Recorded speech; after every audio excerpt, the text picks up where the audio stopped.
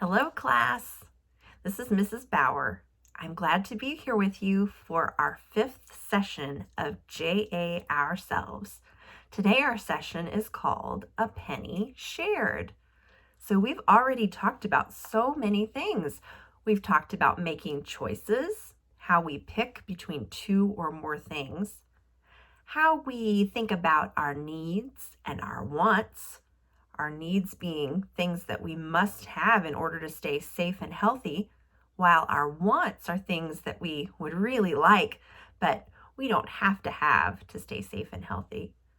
We've talked about how we earn money, like when we do a job and we are given money for doing that job. We've also talked about what we can do with that money. We can spend that money on goods, which are oftentimes things that we can touch, like our groceries or our toys, or services, things where other people help us, like getting our hair cut or taking our car and getting it worked on. We've talked also about saving our money, how we can put it away in like a bank, like this one that you would keep at home, to save it for another day. There's something else that we can do with our money, though. We can also share our money, and that's just as important as saving our money and spending our money. You know what it means to share. I know you're probably very good at sharing, especially at school. So sharing is, for example, if I were with my friend, let's say I were with my friend Lisa, and I had 2 candy kisses. You know, these are those chocolates that are so yummy. But Lisa didn't have any chocolates. It would be awfully nice of me if I would keep one chocolate for myself, but I would share that second chocolate with my friend Lisa. That would make me feel good because I know she would love this chocolate just as much as me. That's why I would think about sharing my chocolate with my friend. If you've been in a similar situation, you've probably had some opportunity to share, whether that's sharing a treat that you had or sharing a toy that you're playing with. All of those things are really nice to do, and they make us feel good because they make our friends and those that we share with happy. When we share our money, we can do that in a number of ways.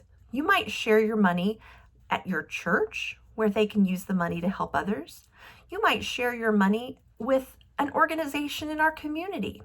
We have a number of organizations in our community that rely on other people sharing their money. I help out at organizations like Junior Achievement, for example, where I give my time to share with them. Other organizations like Let's Help in Topeka, that's a place that helps folks who don't have enough food and would need a little bit of help. Or maybe they don't have the clothing that they need.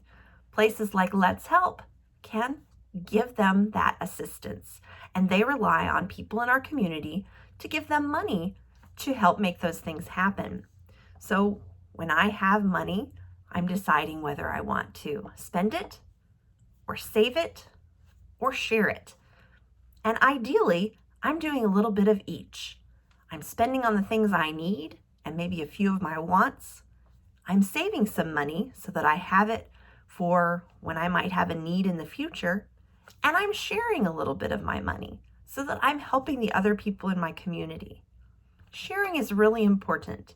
And when all of our community is helping to share with one another, we're making our community a better place. So that's why I share my money. So that's just something to think about when you think about money that you might earn, whether that's now or in the future, how you can spend some of it, save some of it, and share some of it. Thank you, class, for being wonderful listeners. I love seeing you. Bye-bye.